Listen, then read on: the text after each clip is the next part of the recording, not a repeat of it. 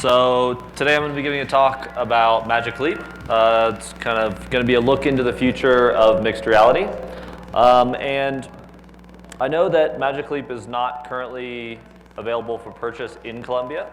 And so I want to talk about some tools and resources that you guys can start using today in order to start building, iterating, and just kind of thinking about ideas for this new kind of future and for these mixed reality platforms. So my name is Dan Miller. I work for Unity Technologies as an XR evangelist, so I focus on augmented and virtual reality. I post a lot of kind of sample content as well as small demos and apps that I make up on Twitter. So if you guys want to follow me, you can go ahead and do that there. So before we start, I want to just give a couple small videos of some content created for Magic Leap on the Unity platform, as well as just a little prototype that I've made as well.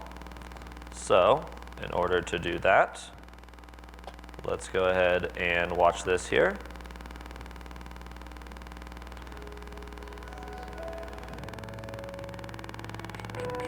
So this is a variety of apps made in Unity for Magic Leap.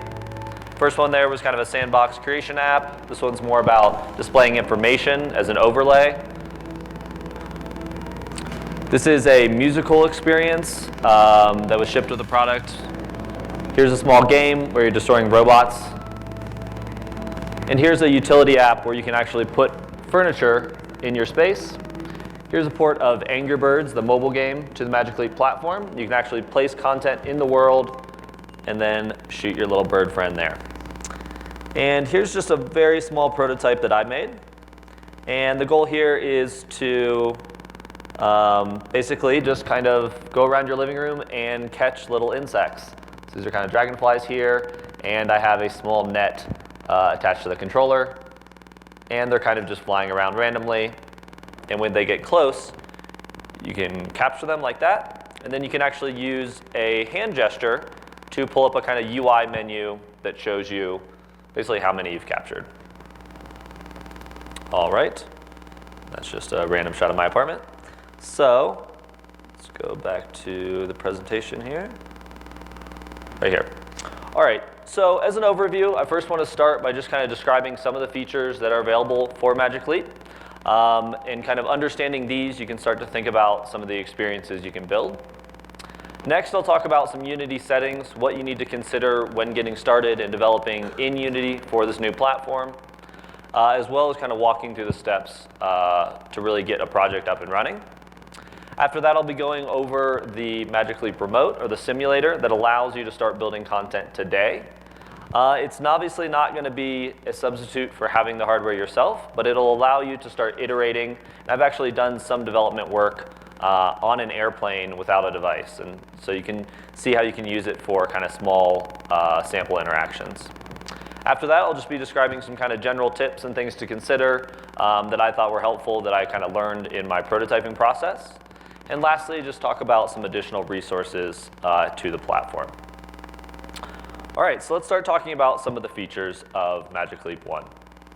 If you're not familiar, that's the headset there. And most of the hardware or the computing power is actually on a small kind of battery pack that clips onto your belt or waist. And then there is a controller that you can move around both positionally and rotation-wise. So one of the core features of the Magic Leap platform, and this is really true for mixed reality headsets in general, is that it has the ability to mesh the environment that you're in. So what this means is that there's sensors on the device that as you move around and observe the world, it can start building up a mesh in understanding of what is in your environment. You can use this for things like occlusion. If a digital character were to run behind this podium, I could use the mesh that I gained from looking at or observing the podium to then hide that character just like it would in the real world. You can also use this for things like physics. If I wanted a car or some sort of vehicle to kind of track or maybe drive along the floor, up a wall, things like that. And it's just kind of a nice feature that allows you to really interact and experience things within the world. And that's kind of this key idea behind mixed reality. The other feature are hand tracking. So that's what I'm kind of showing off in this little GIF here. And what it allows you to do is it gives you a center point to your hand, and it works for both your left and right hand. And it is a little bit confined to kind of the front area of your device, but you can attach content to it. You can kind of use it as some sort of collision box. Maybe you're kind of swiping at content or pressing in on virtual buttons. And the next thing it does is it recognizes gestures. So what this means is that it recognizes and has 8 unique gestures, everything from an OK sign, an open hand, a fist, an L, etc. And what it allows you to do is it gives you a confidence value at what it thinks this gesture is. So if it thinks I'm doing an L, it'll give me a confidence value in the high 80s to 100. And what you can do in code, and this is what I'll be walking through a little bit later, is you can easily start to kind of string together these gestures. If I want to do something like a fist to an open hand, or an OK to an L, you can start to kind of add functionality once one of those has been recognized onto a next one. Another core feature here is eye tracking. In the setup stage for the Magic Leap, you actually calibrate to your specific eyes. And what it allows you to do is, within the experience itself, you can use this to start to kind of subtly influence what people are doing and create these more intuitive interactions. Initially, it could be used for things like selection, where as humans, more often than not, if we want to grab something off a table, say a glass or a drink, we don't just blindly kind of reach out towards it. We look at it, then reach our hand out, grab it, and hold it in our hand. And you can start to use this for digital applications or digital objects as well. A lot of things that we do as humans are kind of gaze-based for our intention. You know, if I want to grab my mouse, I'm going to look at it first. Or if I want to potentially touch a key on the keyboard, I might look at that. And you can start to kind of influence how selection works within your app. Another core feature is persistence. And you can actually build this into your application. And what this means is that if you are in the same area, and if the spatial mesh is able to kind of relocalize to that same area, then you can have objects persist through application loads. So if I were creating an application where I drove a little car around, maybe I parked it in a garage, and then I turned it off, I could come back the next day, and if I'm in the similar location, or if I'm in the same location, and it recognizes that, we can actually bring that garage back, put that car back in it, and have that content persist between application loads. And last but not least, and this isn't all of the features, but these are just some ones I wanted to highlight, there is a 6DoF controller associated with the device. And what 6DoF means is that it is tracked positionally in the X, Y, and Z position, as well as rotationally in the X, Y, and Z rotation. So this means that you can use this similar to a high-end VR controller, if you're familiar with those, to do everything from kind of bop certain objects, do selections, attach things to it like you saw with the net in my small example there, and just use it as kind of a controller like you would in other applications. All right, so now let's talk a little bit about developing for Magic Leap 1 within Unity. There's a couple things that are in the current pipeline right now that are required in order to get started, and some of those are kind of going away as we streamline the process. So the first thing that's required right now is the Lumen OS runtime, which is the runtime that the Magic Leap is built on, is actually available in a custom version of the editor. So if you were to download Unity today and you got something like 2018.2, you can't actually build it out for the Magic Leap. And this was because when we were developing it, it was kind of an experimental platform. It was still in its early stages. And because there was obviously a lot of kind of secrecy around the platform, our editor team and our XR team kind of kept it a little bit separate. So you will need to go to kind of our partner page here to download this special version of the editor. Now, the really exciting thing is that this is going away in 2019. So in 2019.1, the Lumen OS runtime is going to be the same as a normal build module in the Unity editor, similar to what you would see with things like Android or iOS. So it's going to be mainlined within Unity, and that's going to give you a lot of these new tools and features that we're integrating into the mainline editor to be able to be used with Magic Leap. So another thing that I highly recommend is if you're developing for Magic Leap, that you actually use the Unity Hub and link up that custom editor within the Hub. What this is going to allow you to do is that when you create a new project within the Hub, if you've selected your custom editor, which you can see I've done here, it's listed as 2018.1.9 F1, and then that dash MLT, that represents that it's the Magic Leap version of the editor there. And once I've done that, within the Hub, I now have this little Magic Leap drop-down as a template project. Now, the template project for Magic Leap is super bare bones. It basically has the correct camera settings that you need for your project.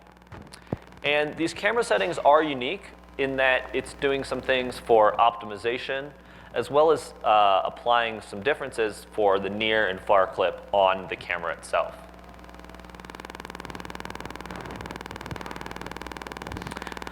And the real thing that I highly recommend utilizing for getting started is the Unity package that's developed by Magic Leap. So this is available via the package manager, which I'll be showing here in a little bit.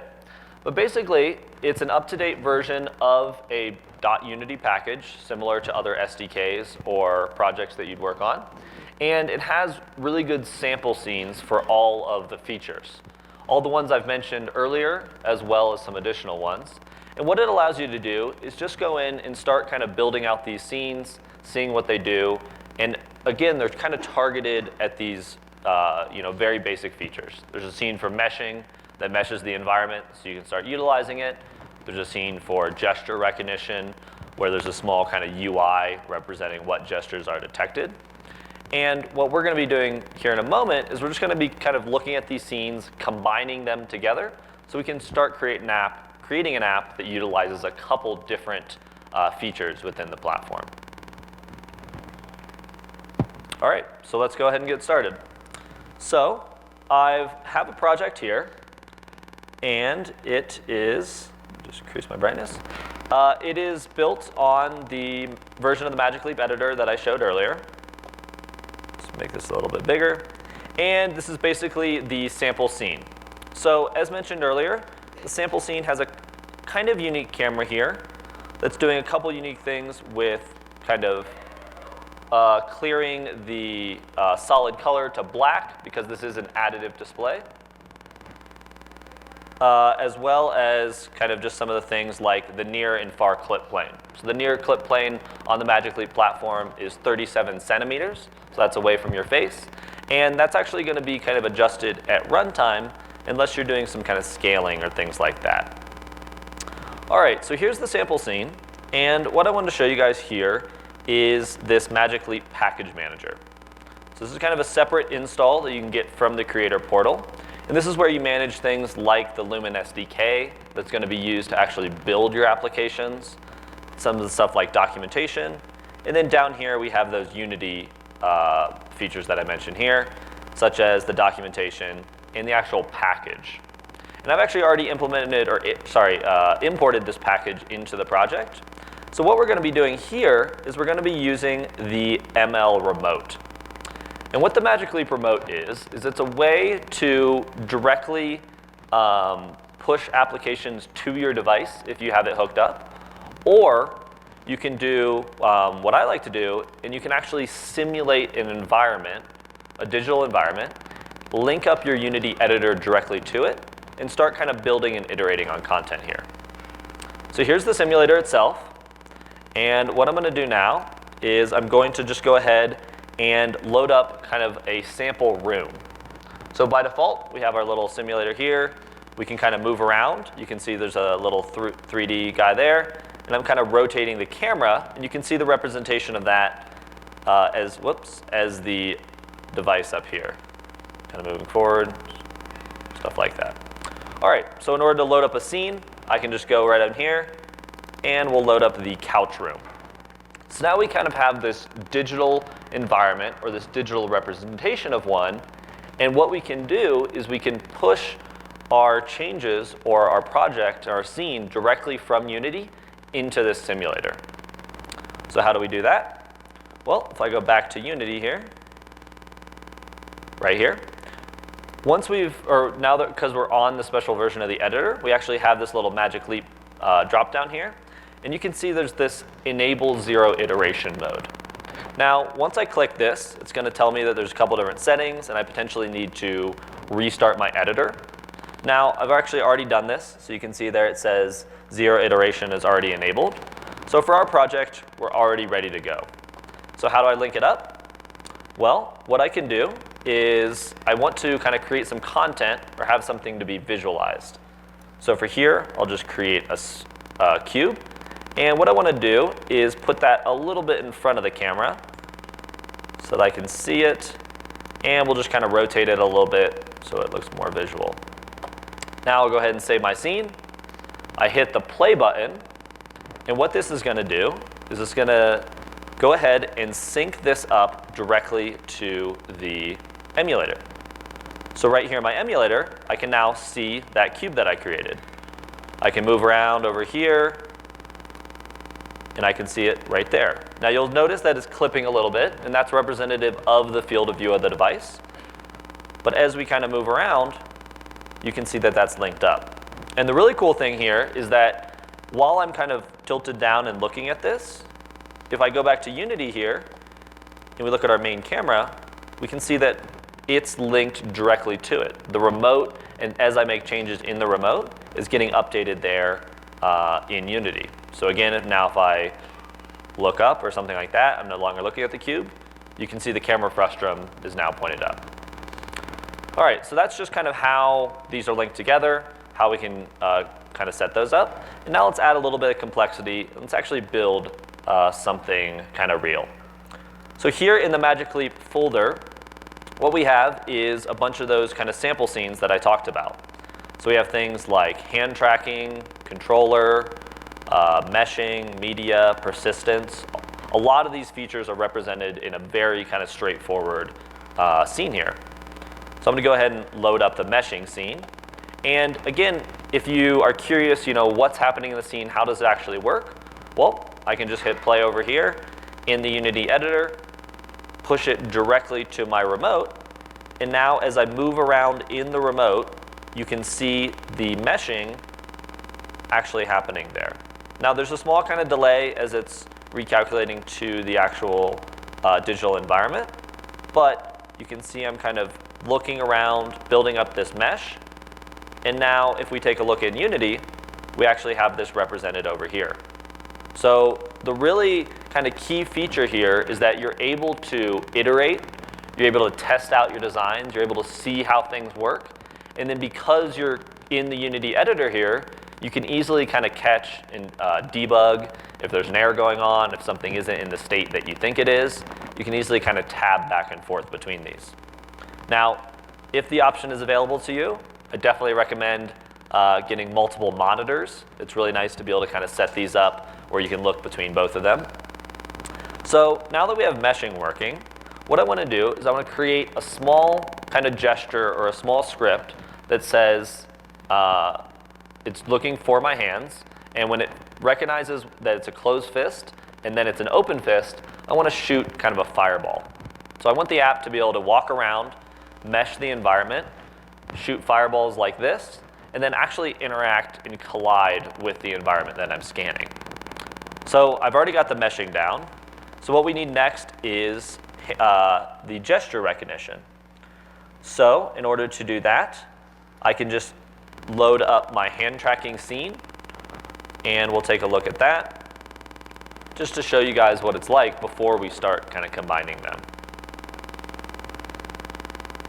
All right, so over here in my simulator, in my digital environment, you'll see these kind of panels down here. Now, if I look at these panels in Unity, we can see that they are located here. We can see that these are actually representative of hand poses and the confidence values there. So you can see the 8 different hand poses. We have the C, the L, open hand, single finger, things like that. And how do we actually trigger these? Well, when you're on device, you can just make the gestures. But when you're here in Unity, you would need to either set up a lot of kind of additional steps where you're emulating them or doing additional things like that. But luckily, the simulator actually handles all of this for us. So while we've been looking at the scene view over here on the left, we have a bunch of different options here for basically different inputs into the system. Here. And now let's say that I'm making a fist gesture with my left hand. Right when I click that, you'll notice this little green square lit up. And if I go back to Unity, we're seeing the same thing as well. So another really nice feature of this simulator is that you can actually go through and start kind of recognizing gestures. So you can start linking things up. You can move things around positionally. And while we're just doing it with the hands here, it's also possible to do it with the head pose, eye tracking, input controller. You can really start to kind of emulate and kind of test out all of these interactions. You want to do things like clicking the bumper button, kind of determining input axes or where the controller is at. All these options are exposed to you within the simulator there. All right, so now that we have that working, or we kind of understand how the meshing scene works, we understand how the gesture recognition scene works, let's start to combine them. So how do we do this? Well, if you're not familiar, a scene, or say the ability to combine scenes was introduced to Unity a few versions ago. So what I'm going to do here is I'm going to load up the meshing scene, and then I'm just going to drag the hand tracking scene in. So now we kind of have a scene within a scene. Well, I don't necessarily want that. It is nice to just start getting things set up. And what I can easily do, grab all my content from the hand tracking scene, pull it up into my meshing scene, and then just say, hand tracking scene, I don't care about you anymore, so I'm just going to remove the scene. It's going to ask me about saving. I don't want to do that. And instead, I'm just kind of building on top of this meshing scene. Now, a couple things to keep in mind if you are kind of combining scenes like this and using this sort of workflow is you don't necessarily want two canvases two cameras within your application. So for this, I'm actually just going to remove the rendering here for the meshing example. So I can just go ahead and delete that there. We hit play. And now what we should see is we should see an example that's utilizing meshing as well as giving us that representation of the gestures there. And we go back to Unity, and it looks like that's what we have. So how do we string these gestures together, or how do we start to iterate, test these out, and see if they work? Well, I've done a little bit of kind of smoke and mirrors behind the scene here, and I've added a object here to one of these scenes. Now, this is just an empty game object, and it has this script I wrote. And the script is looking for two things. First, it's looking for the center of the left hand. I want to be spawning these objects relative to my hand. And as I kind of showed earlier, the tracking actually keeps track of that center position. And the next thing is this just this prefab, which I'm spawning here. Now, the prefab is basically just a sphere with a rigid body and a small trail renderer for the visual representation. And now I just want to walk through a little bit of this hand spawner script to show you guys how you can start to implement something like this.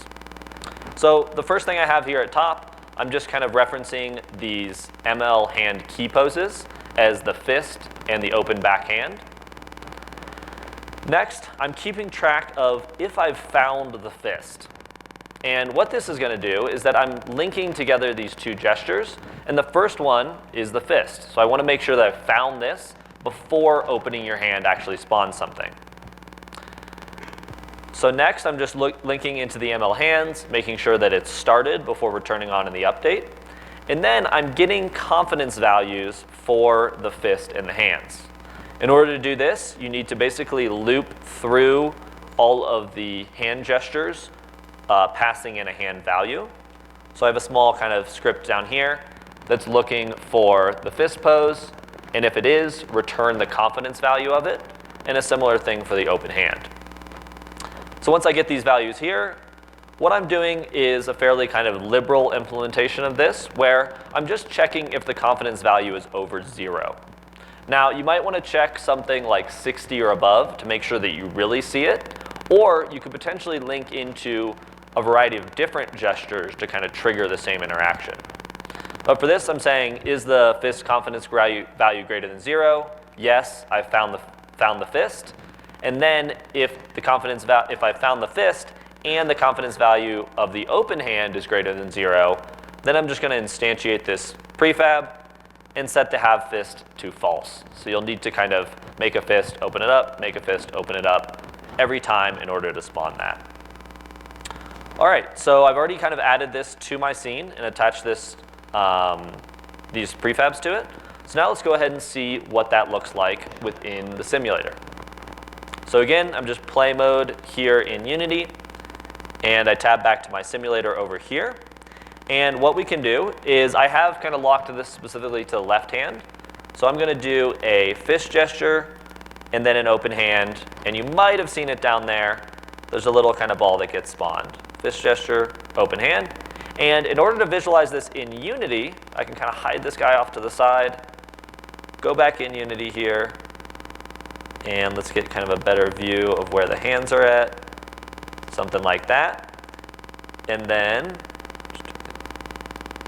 now we can, again, kind of go in and start to link these gestures up. So fist, hand, and we saw the little ball there. Fist, hand. And again, we can start to kind of rotate these around. This is kind of me rotating my fist, or rotating my hand rather, and now you see it kind of spawn a different way. Now, the cool thing here is that by default, all of this stuff is interacting with the environment. And that's because the meshing system is kind of programmed to create mesh, to create mesh colliders relative to the environment itself. All right, so that was a little bit about the simulator, how you can utilize it to kind of test interactions, link together gestures, or really just get started today. I've gone over a little bit about the Unity implementation, some of the packages and things like that. And now I just want to briefly talk about some of the, So I've talked about the Magic Leap Remote. Again, it allows you to do this simulator, utilize this 0 iteration. If you have a device, you can hit play and push your application directly there. And here is that kind of simulator that we talked about. So now I just want to talk about a couple tips. So the first one, and this has kind of been the biggest resource and learning material for me, is check out the samples. So Magic Leap Creator Portal has a lot of different samples, from very basic things like kind of vignetting the environment so the clipping planes are less noticeable, as well as full applications like this drive experience. What this drive experience allows you to do is select between one of 3 vehicles and then actually control that vehicle around your space, utilizing the controller to kind of adjust its direction and how it moves. And it does a lot of clever things with having particles that interact with the environment, as well as really nice shaders and visuals associated with it. The next thing to really keep in mind here, and I see a lot of this on people's kind of sample projects and things like that on Twitter, is that the Magic Leap is an additive display.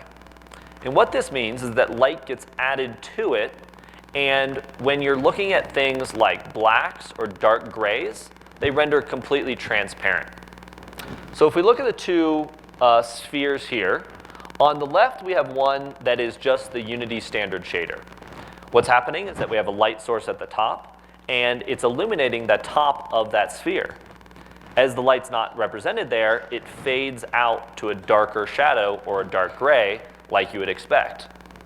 Now, the issue here is that more often than not, I don't want that sphere to be transparent at all. I want it to be completely opaque like we're seeing here. And you'll notice here as well, you can actually see through that sphere, and you can see my closet door behind it. So in order to kind of counteract this, what Magic Leap has done is created a set of shaders that kind of do the opposite of the lighting model. Instead of illuminating the top and then shading out to a darker texture or a darker color there, which appears transparent, what they're doing, and it's most evident in the sphere down there at the bottom, is they're maintaining the same color throughout, and then they're just adding a highlight to the top. So you get a similar type of model where you have kind of two colors represented with the lighting, but the resulting effect is that your shaders and your objects are much more opaque, and things just look more kind of real or placed in the world when they're starting to occlude things behind them, and you can't just see through everything. Another thing to keep in mind is kind of head-locked content. More often than not, in your experiences, you're gonna need to tell the user what to do. That could be simple instructions on what buttons to click, where to look, or whatnot.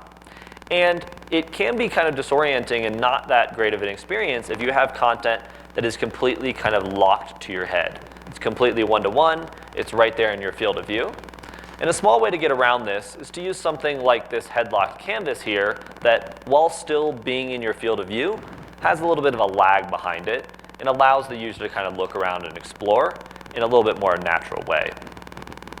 And similar to that shader that I was showing in the last example, this is actually using a head pose canvas, which is included in the Drive sample project as well, and they utilize that for some of their UI. All right, so I said it before, and I'm going to say it again.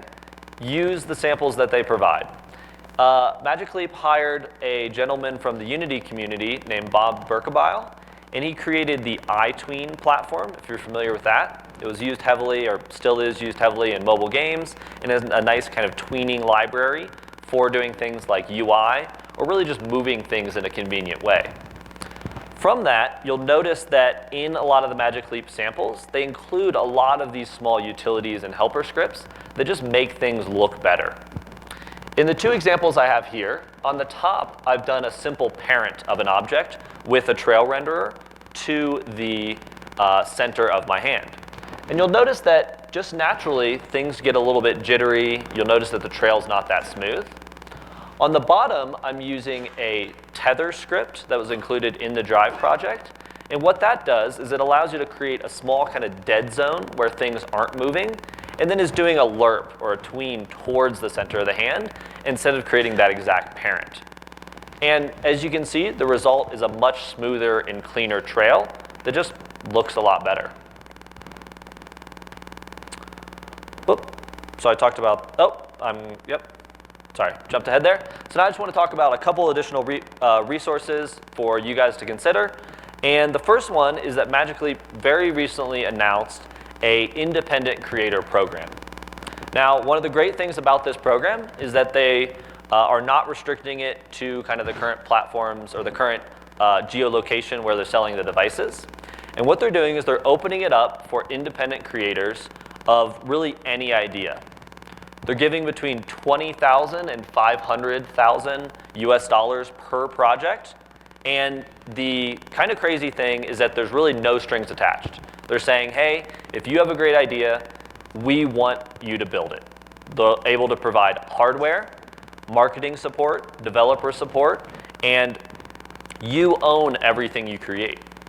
So the first round of proposals is due in about a month on December 15th. But they have announced that they're going to continue this program through 2019 in order to try to really kickstart, get more creative people in the platform, and create great content.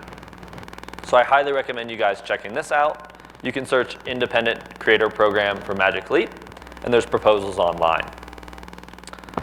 Next, I just wanted to link a couple videos here and some kind of documentation and content. So the first is the creator portal. This is where a lot of these samples are going to be hosted. There's things like forums where other developers are asking questions and learning. There was a Magic Leap conference in LA. I had the opportunity to go there, and I actually gave a joint talk with one of the Magic Leap engineers. And that's included in the LeapCon technical track videos. So they're starting to release these videos on YouTube. And the really exciting thing from me as a Unity developer is that a large majority of the content created for Magic Leap was created in Unity. So because of this, a lot of these talks from LeapCon are actually very kind of Unity specific. There's some things for GPU and CPU optimization specifically to the platform for some of these flagship apps that required a lot of that kind of extra technical tweaks. And there's really great videos up for that. Lastly, there's the Unity Magic Leap partner page. This is where you'll be able to get the special version of the editor if you want to get started today. And if not, it again is getting mainlined in 2019.1. So with that, that's the rest of the presentation. I'll be around the rest of the day if you guys have any questions or things like that. Thanks.